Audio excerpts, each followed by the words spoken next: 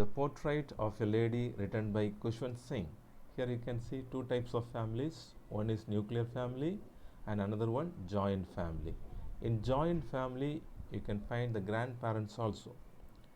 This lesson says about the grandmother, Khushwant Singh's grandmother. It is just like autobiography it is written.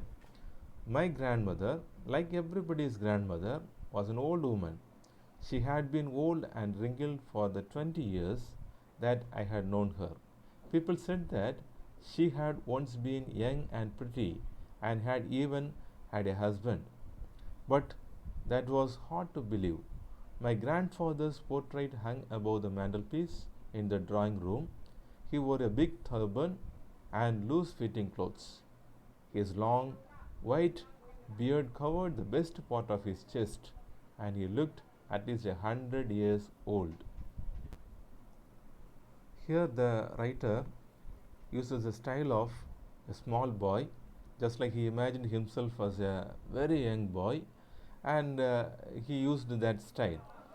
He is describing the grandmother, just like other grandmothers. She was also very old, grey hair, and the grandfather he could see only on that picture portrait above the mantelpiece.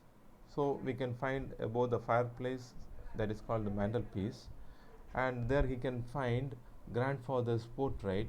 Just like other grandfathers, he was also very old, and he could not believe that he had wife or children but only grandchildren. It is exaggeration. As for my grandmother,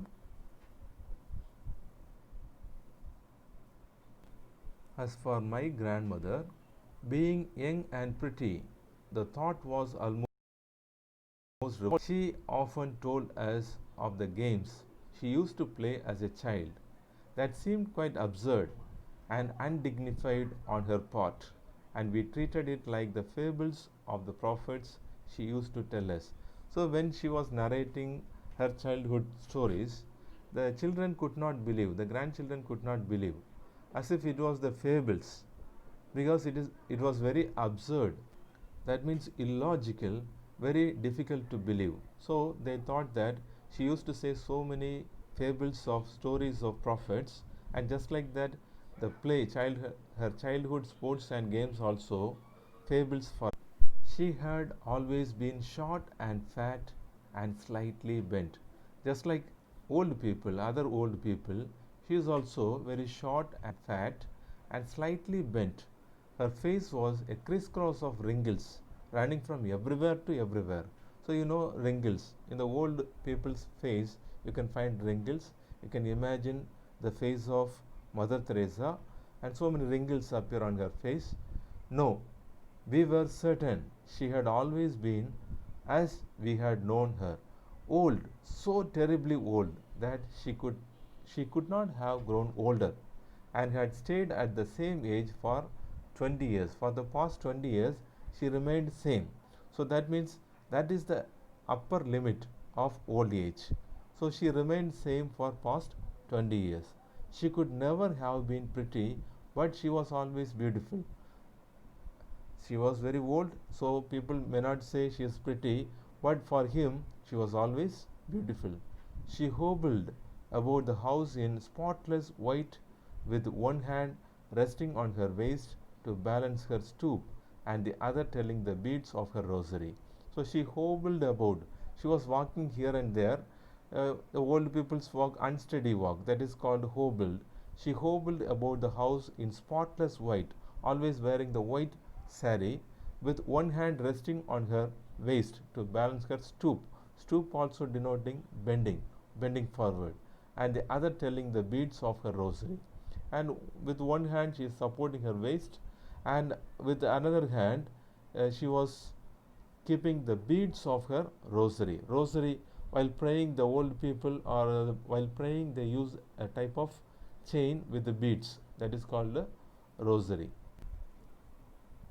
Her silver locks were scattered untidily over the pale, puckered face, and her lips constantly moved in inaudible up in the morning.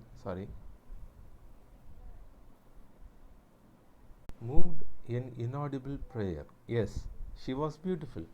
She was like the winter landscape in the mountains, an expanse of pure white serenity, breathing peace and contentment. So, while looking at her face, that narrator can feel that peace and contentment, and he is comparing that peace and contentment with the expanse wide area of pure white serenity. My grandmother and I were good friends.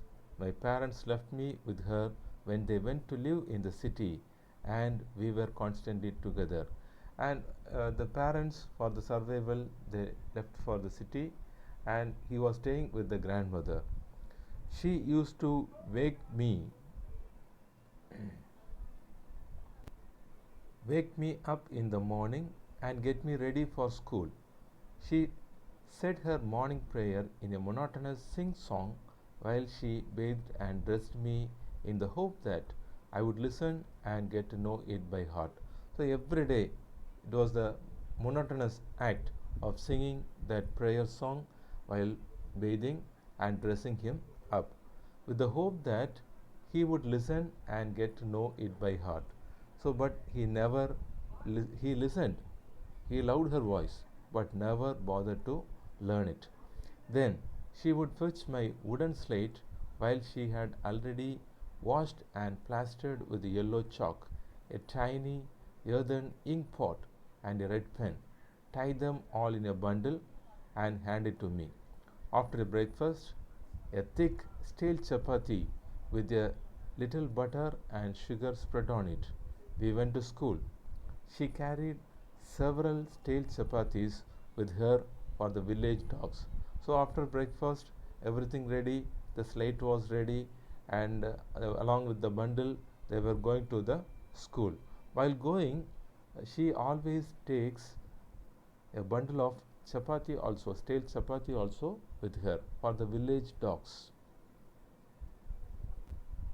My grandmother always went to school with me because the school was attached to the temple. The priest taught us the alphabet and the morning prayer, while the children sat in rows on either side of the veranda singing the alphabet or the prayer in a chorus.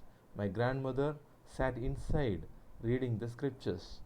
When we had both finished, we would walk back together.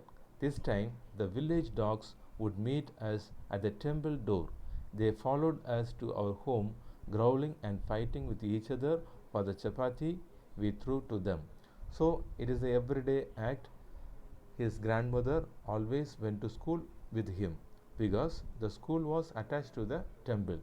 The priest taught the boy the alphabet. So in the villages they teach the alphabet first and the morning prayer because it is along with the temple. While the children sat in the rows on either side of the veranda singing the alphabet.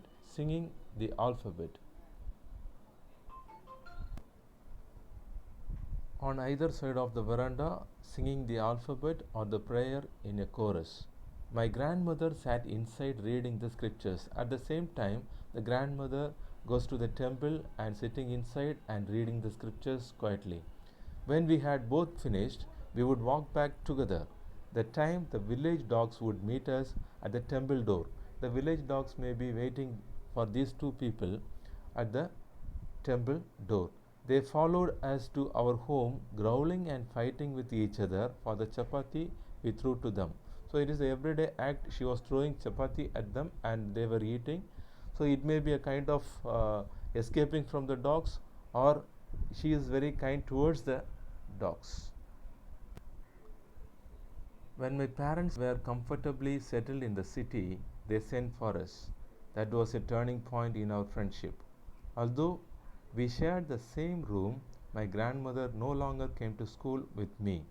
I used to go to an English school in a motor bus. There were no dogs in the streets, and she took to feeding sparrows in the courtyard of our city house. Now it is a turning point in the story that the parents were comfortably settled in the city and they sent for the grandmother and the boy. That was a turning point in our friendship. Although we shared the same room, even though they were sharing the same room, The grandmother no longer came to school with him. The reason is he used to go to an English school in a motor bus. He is going in motor bus, so she is unable to go along with him. There were no dogs in the streets, and she took to feeding sparrows in the courtyard of our city house. Now she changes her habit. Now she changes her habit also. Instead of feeding the dogs, she was feeding sparrows in the courtyard of our city house. As the years rolled by, we saw less of each other. For some time, she continued to wake me up and get me ready for school. When I came back, she would ask me what the teacher had taught me. So every day he used to go to school, and while coming back, she asked the question what they taught that day. I would tell her English words and little things of Western science and learning, the law of gravity, Archimedes' principle, the world being round, etc. This made her unhappy. She could not help me with my lessons. She did not believe in the things they taught at the English school and was distressed that there was no teaching about God and the scriptures. One day, I announced that we were being given music lessons. She said nothing, but her silence meant disapproval.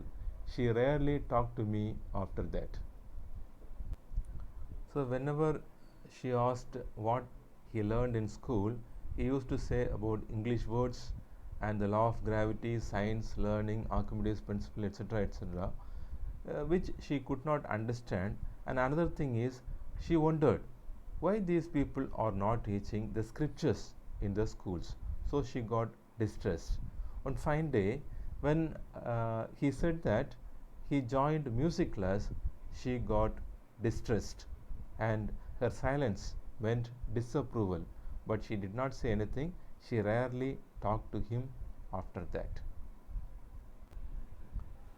When I went up to university, I was given a room of my own. The common link of our friendship was stopped. My grandmother accepted her seclusion with resignation. So she accepted it. She accepted her seclusion, being alone. She rarely left her spinning wheel to talk to anyone. From sunrise to sunset, she sat by her wheel spinning and reciting prayers. Now she got another habit also, using the spinning wheel.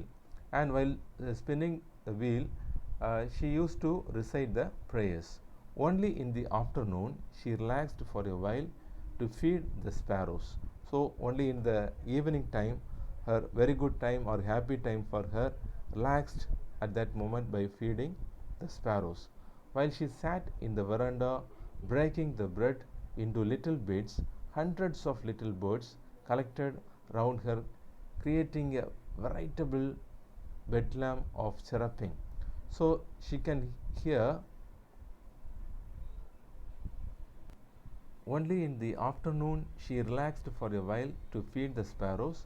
While she sat in the veranda breaking the bread into little bits, hundreds of little birds collected round her, creating a veritable bedlam of chirruping. So they were making a lot of chirruping sound, and they were enjoying the company of the grandmother, and the grandmother also got the new friends. They are sparrows. Some came and perched on her legs, others on her shoulders. You can see the picture, the sparrows around, and sometimes they were climbing on her head and shoulder also. Some even sat on her head. She smiled but never shooed them away. She never disturbed the birds. So she just smiled, and it used to be the happiest half hour of the day for her. So every evening or afternoon she was feeding the sparrows. That was the happiest moment in her life. When I decided to go abroad for further studies, so after studying in college, he is going for the further studies, higher studies abroad. I was sure my grandmother would be upset.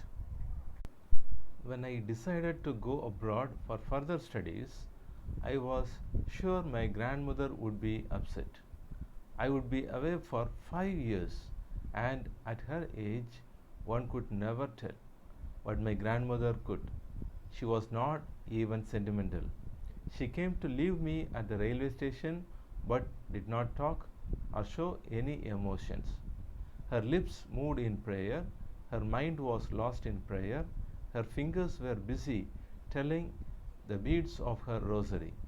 Silently, she kissed my forehead, and when I left, I cherished the moist imprint as perhaps the last sign of physical contact between us. So, when he decided for further studies abroad, for going for the higher studies, he was very much sure that his grandmother would get upset. But to his disappointment, she came to the railway station. She did not show any emotion. She was not even sentimental. She came to leave him at the railway station but did not talk or show any emotion. Her lips moved in prayer. Her mind was lost in prayer. Her fingers were busy telling the beads of her rosary. So, very seriously, she was praying but not showing the emotions at all. Silently, she kissed my forehead, and when I left, I cherished the moist imprint as perhaps the last sign of physical contact between us. So, she kissed on his forehead, and he can feel that moist also. He thought that it was the last physical contact between them because already she was very old, and for 5 years he is going abroad, and while coming back he thought she may not be alive. But that was not so. After 5 years I came back home and was met by her at the station. She did not look a day older. She still had no time for words, and while she clasped me in her arms, I could hear her reciting her prayers. While coming back after 5 years also, she came to the railway station to receive him. At the same time, he can feel that prayer. She was uttering the prayer. I could hear her reciting her prayers.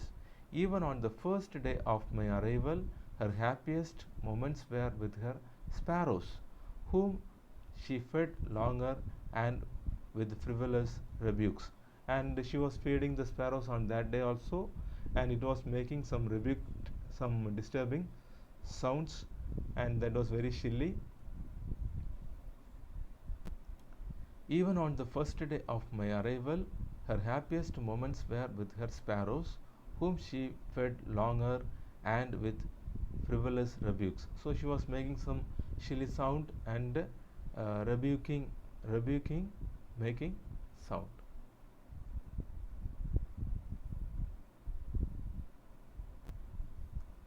So even on the first day of my arrival, her happiest moments were with her sparrows, whom she fed longer and with frivolous rebukes, making some silly sound and feeding them. In the evening, a change came over her. She did not pray. She collected the women of the neighborhood, got an old drum, and started to sing. So it is totally different from her past habit, and she used to recite only prayer. Now she collected the neighborhood women and she started to sing along with them. For several hours, she thumbed the sagging skins of the dilapidated drum and sang the homecoming of warriors. Now, now she got another habit of singing along with the neighborhood women, and she took that drum and she started to sing by beating or sagging the skins of dilapidated, damaged drum, and sang of the homecoming of warriors. It is not the prayer, but the theme of that song was homecoming of warriors. Indirectly, she is welcoming her grandson. We had to persuade her to stop to avoid overstraining. That was the first time since I had known her that she did not pray. Only that time Kushwant Singh could see that lady was not praying but singing some other song. The next morning she was taken ill. It was a mild fever, and told the doctor told us that it would go. But my grandmother thought differently. She told us that her end was near. So some people, we don't know how they know about their death. Just like that, this grandmother also, she said that it is not the mild fever, she is going to die. She said that since only a few hours before the close of the last chapter of her life, she had omitted to pray. She was not going to waste any more time talking to us. So she immediately said that she is going to pray because she was singing some warrior song, and after that she realized that she did not pray. So she immediately started to pray or continued her prayer. We protested, but she ignored our protest. She lay peacefully in bed, praying and telling her beads. This time, the people said, "No, you just take rest. You need not pray now." But she ignored our protest. She lay peacefully in bed, praying and telling her beads. She is not ready to accept that it is a mild fever. She prepared herself to die. Even before we could suspect, her lips stopped moving, and the rosary fell from her lifeless fingers. A peaceful pallor spread on her face, and we knew that she was dead. As she expected, within a fraction of a second, her prayer stopped. Her lips stopped moving, and the rosary also fell from her lifeless fingers. A peaceful pallor, a pale color. When the people die, the face also filled with a pale color. Pallor spread on her face, and we knew that she was dead. We lifted her off the bed and, as is customary, laid her on the ground and covered her with a red shroud. So, for covering the dead body, normally they use white color shroud, white color cloth, but here red shroud. After a few hours of mourning, we left her alone to make arrangements for the funeral, last rites, to do the last rites. So first they were crying or mourning for the death of that grandmother. Then they left the dead body and making the arrangement for the final rites, funeral. In the evening, we went to her room with a crude stretcher to take her to be cremated. So, normally they keep one crude stretcher made up of leaves, coconut leaves, and they keep the dead body there, and they will take to the crematorium to be cremated. The sun was setting and had lit her room and veranda with a blaze of golden light. We stopped halfway in the courtyard, all over the veranda and in her room, right up to where she lay dead and stiff wrapped in the red shroud. Thousands of sparrows sat scattered on the floor. There was no chirruping. So they could see the people, the family members, they wondered how these thousands of sparrows came there, and no sparrow was making a chirrup sound. So we felt sorry for the birds, and my mother fetched some bread for them. She broke it into little crumbs.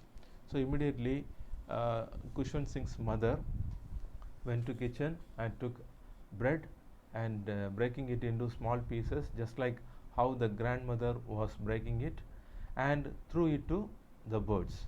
The sparrows took no notice of the bread. When we carried my grandmother's corpse off, they flew away quietly.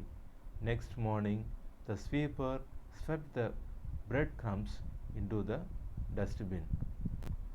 So no bird has eaten any crumbs on that day. Quietly, they were mourning for the death of that lady and flew away from that place quietly without disturbing anybody. Next day also, when the sweeper came there, he could see the breadcrumbs on it. No sparrow has eaten, and he was sweeping that into the dustbin. Thus, the story came to an end. Kushwant Singh beautifully narrated his experience with his grandmother and how she loved the animals and birds, and how these birds also in return, they have shown their love towards that lady. We human being, we have no time to express our love and emotion to the parents or grandparents, but the animals and birds, they have.